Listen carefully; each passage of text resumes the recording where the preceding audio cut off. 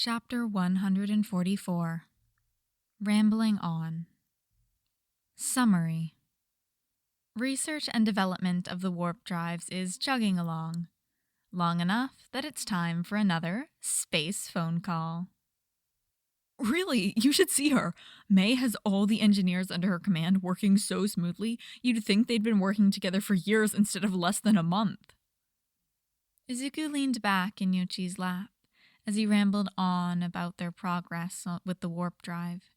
His uncle had snatched him up when All Might and All for One were bickering about who got to redo Izuku's loose braid. It wouldn't fix the braid on his actual body, but after too much fiddling, it was loose enough to bug Izuku, even in the one-for-all void. Sitting with Yoichi also had the benefit of keeping his three visitors in sight.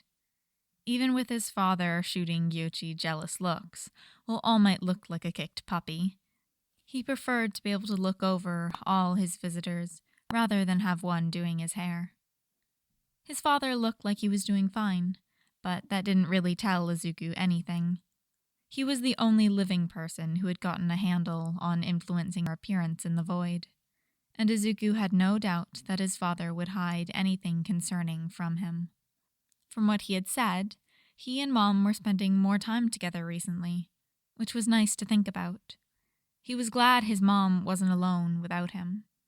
Izuku didn't have many memories of his parents together, but they really seemed to love each other in the ones he did. After all it had been through, we had to keep the plant. Even if we didn't technically go to its planet, it marked the phase 1 of our prototype testing coming to an end after all. It's not like we could keep the sentience we warped to the main guild base. All Might was looking as well as he ever did.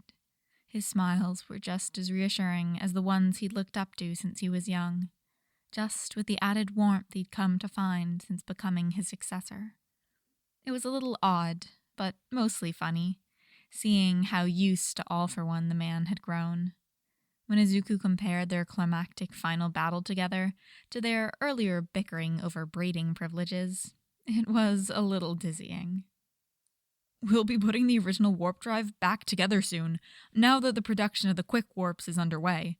Mei and I are really looking forward to integrating it into the Ghetto, especially with the ship protection already in place from the short-distance live testing. Aizawa looked more tired than usual, which might have to do with the fact that he'd come off teaching classes only to give Izuku a short psychology lesson at the beginning of their meeting. The subject matter was a little rough, but Izuku was grateful to have guidance on how to approach Mina during the next shitty circle therapy session. She seemed to be doing okay, but she hadn't opened up to anyone yet. What really went on during her time in the arena was still a mystery to everyone but her. But while the lesson could be behind Aizawa's extra exhaustion, given the deeper-than-usual eye bags, Izuku would guess it was because UA's cultural festival was coming up. Apparently, Class 2A was already working on their fundraiser event.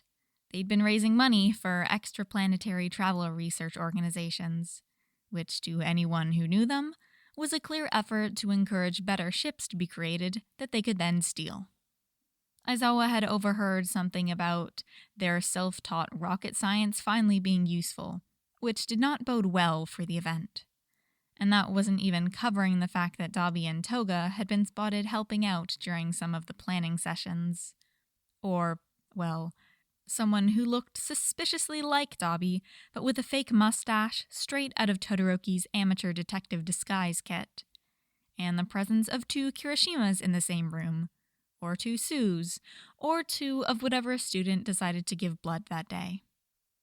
Will probably be the first thing we do when we get the time. I'm sure we can figure out how to make a warp drive without a multiple-day cooldown, but it's all theoretical for now, since testing for the quick warp was limited to designs that were cheap and quick to make. And one-use warp drives are kind of the opposite of unlimited-use warp drives. Izuku just had to keep talking, keep his mind moving so he didn't ruin the limited time he had with his dads. Keep talking and don't think about the fact that the rest of his class, not up in space, were were in the second term of their second year. Don't think about the fact that this time last year, he was figuring out how to make candy apples for Eri. Don't think about the fact that a few months more will mark a full year away from Earth. Izuku was brought back from his spiraling thoughts by All Might's voice. Ah, about that, my boy. Once you have the warp drive back up and running, we were wondering if... I was just thinking, well... Aizawa picked up things where All Might trailed off. Once it's working again, is there anything stopping you from coming home? Izuku's not sure what face he made at that, but before he could respond, Aizawa spoke again. I don't mean forever. We understand that you need to get closure before you do that, even if we wish you didn't have to. But just for a few days, until the warp drive recharges. You could rest and bring some backup with you when you return to your mission.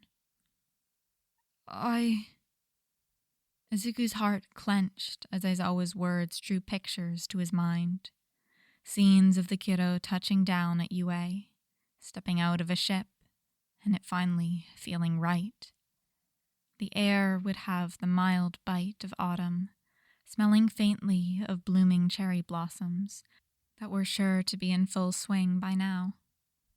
Gravity wouldn't weigh them down or leave them drifting with every step. It would be something they wouldn't have to think about. We can't, Izuku finally said. It hurt to say, but it was true. We've thought about it, but we just can't. We're the ones leading this fight. We have to be there. And if we show back up on Earth, you can't tell me that we'd just be able to leave again. We weren't given the letter of marque because Earth wants us out here. We were given it because Earth wants us back. Even if you wouldn't stop us, the UN, GIDE, the Japanese government, someone would try, and we just can't risk it. Not with so many people relying on us.